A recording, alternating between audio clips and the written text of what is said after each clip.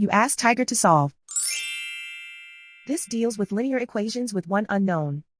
The final result is x equals 1 over 27. Let's solve it step by step.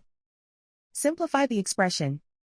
Find the greatest common factor of the numerator and denominator.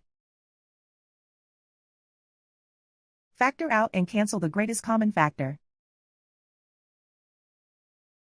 Group all constants on the right side of the equation. Add 5 over 3 to both sides. Combine the fractions. Combine the numerators. Reduce the zero numerator. Simplify the arithmetic. Convert the integer into a fraction. Combine the fractions. Combine the numerators. Isolate the x. Divide both sides by 18.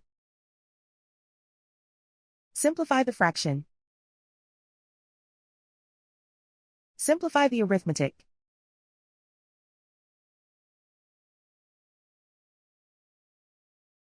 And so the final result is x equals 1 over 27.